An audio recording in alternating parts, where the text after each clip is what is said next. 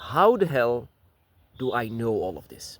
All of this information, this draconic information, sometimes even divine information. Well, my brothers and sisters, in the beginning of my path, it wasn't.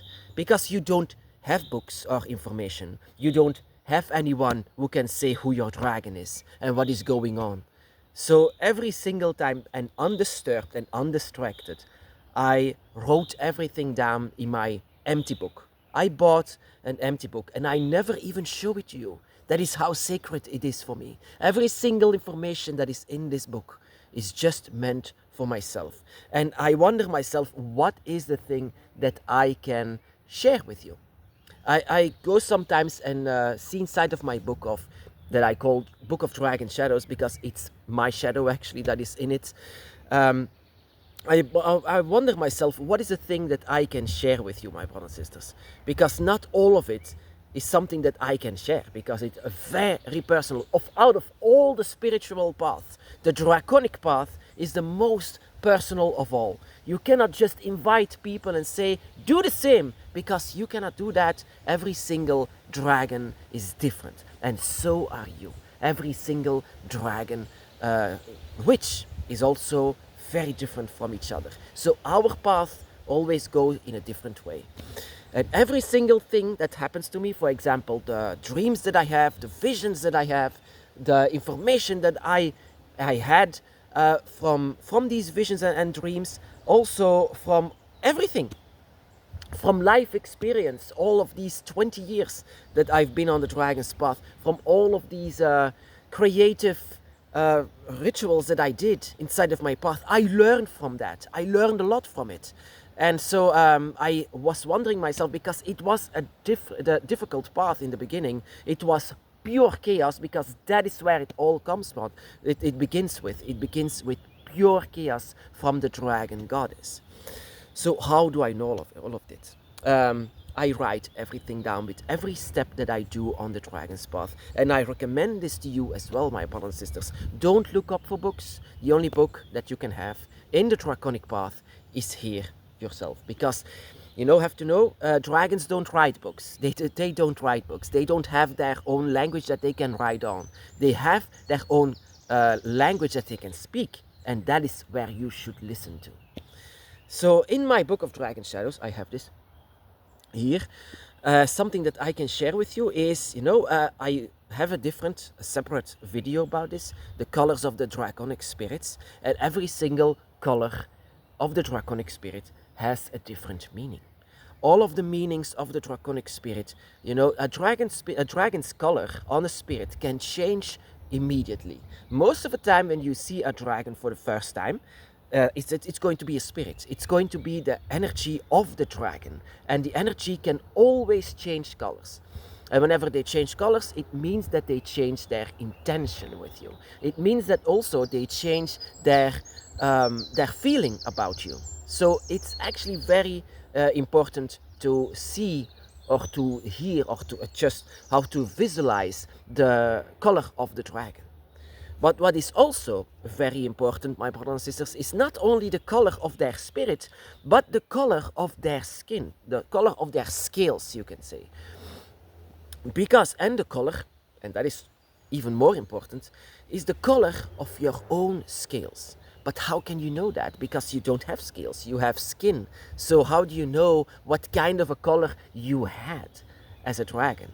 And it's very important, because every single color says something different about you as a dragon witch as well. So it's not only important to know the color of your spirit, but also the color of what you used to have and what you might have someday. So, and that is also very important to know what kind of visions and dreams that you had inside of, in your bedroom. During the night, it's also very interesting to, whenever you had a dream of the dragon, that you can write it down immediately. I also had visualized the dragons inside of my dreams and visions, and I draw them. I also have a separate video about this. Let me explain to you a bit more about these colors, because that is very interesting to say at least. It's very different from the color of their spirits. The color of their scales are completely different than that of their spirit. For example, what I experienced is that red dragons are straightforward and very protective beings. So if there is a dragon guardian by your side, and this is a red dragon, this is the dragon that goes through fire for you. They have a very massive, strong will, and you cannot just enter the dragon eye of a red dragon. A red dragon is straightforward and is going to be your most reliable friend. They will be your guardian nonetheless. Red dragons are amazing guardians. Oh, they are very much feared, but there is a reason why they are feared, because they are very protective. The black dragon is the calm and wise dragon, and very close, if not the closest, to the spirits. They are very powerful, and they are so much connected to the one that you are, of course. That the one that, if they connect to someone, they have the most power to do that. When I saw a black dragon inside of my dreams and visions, I saw pure power. I can feel that power. The soul of the black dragon is so close to nature, so close to everything that is alive. The black dragon is, but at the same time, very calm, always calm. The black dragon is always calm, of course, but when you push the black dragon, they can show their teeth as well. Very, very wise beings, black dragons are. White dragon is also, like the red dragon, very protective over you. They have a lot of patience and can be so brave.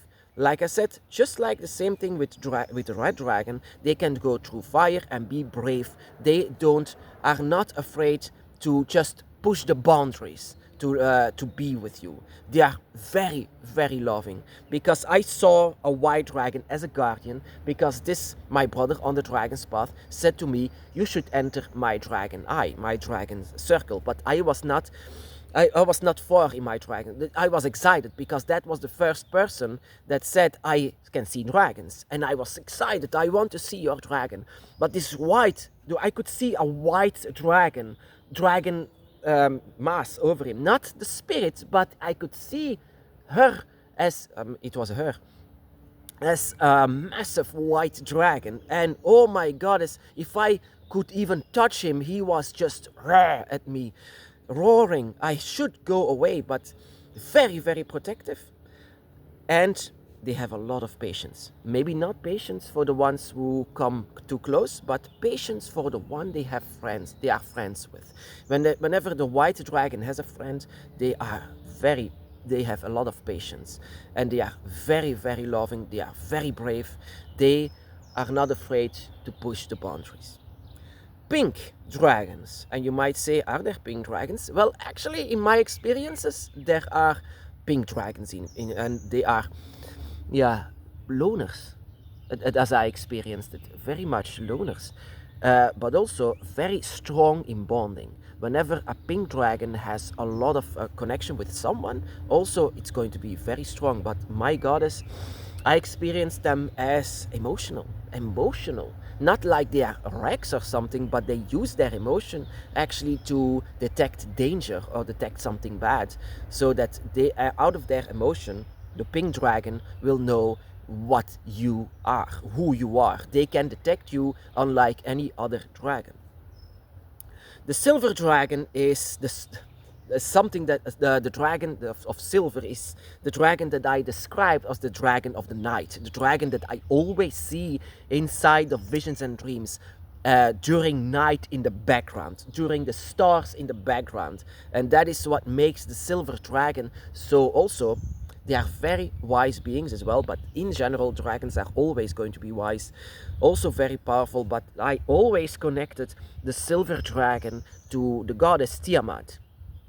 And the goddess Tiamat I always see in dragon form as a silver dragon, but not as a spirit, not as a energy mass, but really, truly in a physical way. In a physical way, I can see silver, and I always connect this to divine, goddess, night, and beautiful actually. Blue dragon is very intelligent and close to humans. The blue dragon is the closest to humans in my experience. And it also can be that you have blue scales, that you are actually a people person, and these are the dragons that basically would allow dragons to go on their back if they would ask it. In my eyes, and that could be because I don't have blue scales, you can say, is that they are, yeah, a bit too close to humans. But they are, at the same time, they seem to have a lot of intelligence, and also blue means a lot of creativity. And blue dragons are connected the closest to humans, in my eyes, too close. But yeah, like I said, every single dragon is different. We are not one and the same, so we don't have to agree with each other. So dragons can fight each other because they don't agree with each other. That is why they are, in most cases, very much alone. And they can, but yeah, blue dragons actually can also connect with other dragons, seemingly the best, because they trust, in my eyes, too easily. So yeah, green dragons are also very much loners, very much protective over their house, over where they live. And in green dragons, in my experiences, my visions and dreams, and my experiences especially, that they are not easy to bond with. The green dragons just want to be seemingly left alone. Gold dragons are goddess, very powerful. It doesn't matter if they have a gold body, but they are very powerful. They seemingly have no fear of anything. They don't fear to be injured or even die. They are very much assured in whatever they are doing, and nobody can stop them. The gold dragons are, whenever they fix on something, that will happen. And that is whenever your dragon is actually a golden dragon, that is why your dragon is there, because your dragon doesn't know stop. Whenever they say stop, you shouldn't go there, it's very dangerous. Well, the gold dragon says, I don't care, I don't mind, I'm going through. Yeah, that is a lot of dragon guardians are actually, yeah, yellow or golden dragons. The brown dragons the brown ones are very strong in communication, and but also feared even by other dragons. Very much brave as well to do whatever they desire, and also strong communication, but at the same time also love to be alone by themselves. So yeah, these are a bit of examples of the colors of the dragon. Not their spirit, that is a separate video. I talked about the spiritual energies and that it can change colors all the time in their intentions. But this will never change. This is their natural color. And their natural colors always says a lot about the dragons. Of course, I can have this wrong, but this is how I wrote it down in my book of Dragon Shadows. Every single time I had a connection or communication, or I saw the dragons with that color inside of dreams and visions, and what I can feel about them as well. So yeah, these are the colors that you should, of course, and that is also very important. Not only the dragons by your side is very important, but your own skills. What kind of a dragon are you? A white dragon, a pink dragon, a blue dragon, a green dragon, a brown dragon, a gold dragon, silver dragon. I mean, silver dragon are so close to Tiamat. So yeah. So how do I know all of these things? That is simple, my brothers and sisters. It's all about experience. I laid myself down, vulnerable, completely naked before the dragons, and I gave everything to them. From then on, I was shown a lot of secrets, a lot of things and details about the dragons. And I don't mind if you would say you are wrong and you are delusional or whatever. It's fine, it's okay, I don't mind, that is cool. But I would love to help you if I can with something, my brothers and sisters. And that is the entire reason why I am doing this. Trying to help you. My brothers and sisters,